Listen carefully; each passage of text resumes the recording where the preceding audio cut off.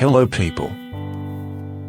Today I want to share with you my method of obtaining timber from a simple log, using only an axe and a hand planer for this. Initially, it is important to know the structure and direction of the fibers of your log. Chopping logs with parallel fibers will work well. Chopping logs with twisted fibers is not recommended. It is also not recommended to cut logs with embedded knots. It is better to refuse chopping such a log. In order not to dull the axe, it is better to chop the log on a piece of wood.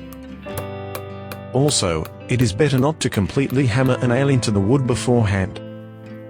Leave 1-2 centimeters, and then bite off its head.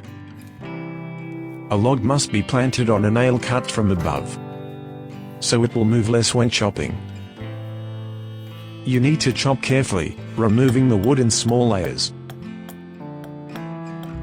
You can start chopping from the middle of the log, gradually dropping down. Can be vice versa from the bottom up. In any case, the axe should not hit above the middle, so as not to accidentally hit the second hand, which holds the log from above.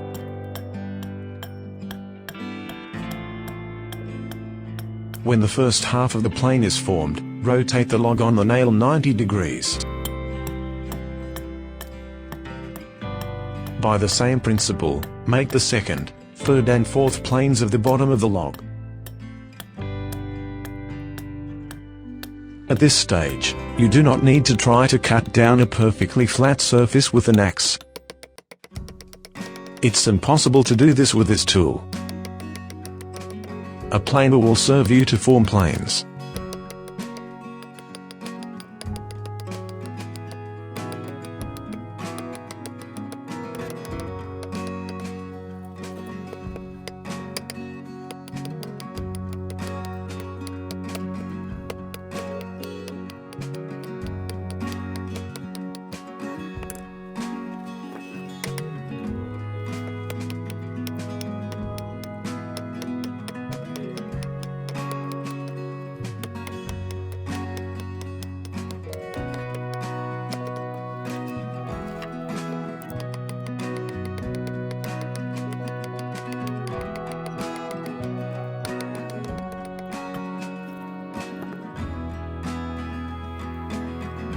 When the four planes of the bottom of the log are formed, flip the log 180 degrees and follow the same procedure for forming the planes.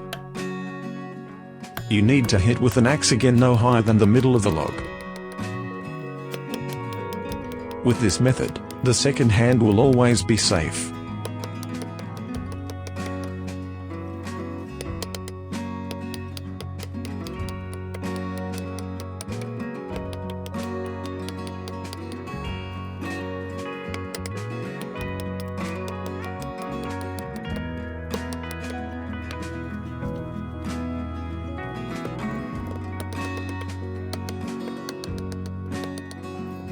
When a satisfactory result is achieved with clumsy work, proceed to work with the planer.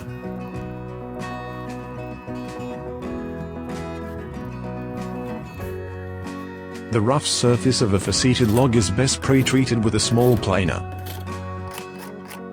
As the surface is leveled, you can move on to a longer planer. I usually use 2 planes for such work, number 3 and number 7. At this stage, you need to remember 2 important points when working with a hand planer. The amount of extension of the blade at the planer and the direction of growth of the fibers at the log. The more the planer blade is extended, the faster the planing process takes place and the more rough the plane of the beam becomes. In addition, planing becomes physically more difficult. And vice versa, the less the planer blade is extended, the smoother the plane of the beam becomes and the easier it is to plan. However, the planing process becomes longer. Therefore, in relation to the blade, you need to move from smaller to larger. The first layers of wood are removed with a planer with a narrow blade that is extended more. Subsequent layers with a planer with a wider blade that is extended less. The final fractions of millimeters are cut off with a large planer, the blade of which is extended very low. In addition, wood must be planed along the growth of its fibers.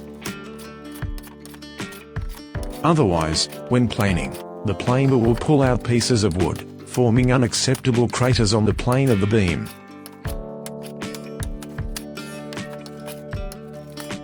Also, craters may appear if your log turned out to be of a heterogeneous structure and consists knots. In such places, the wood fibers do not grow in one direction, and some of them will still be directed towards the movement of the planer.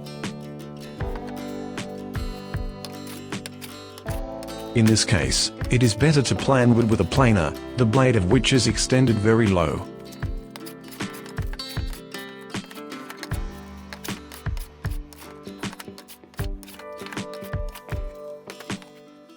The sharpness of the blade also plays a significant role in the quality of planing.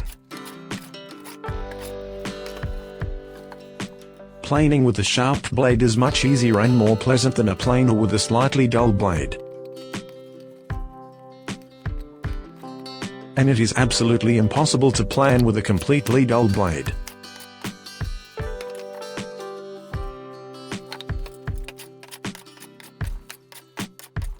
After removing a certain amount of wood, you need to at least check the evenness of the formed planes just even with your eyes.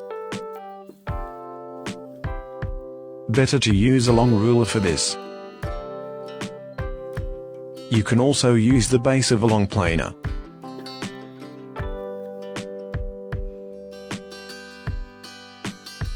And of course, if the angles between the planes of the beam are important, you need to use a square.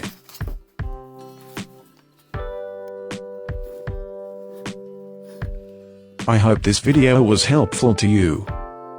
Please, if you like this video, give it a thumbs up, share it with your friends and subscribe to the channel.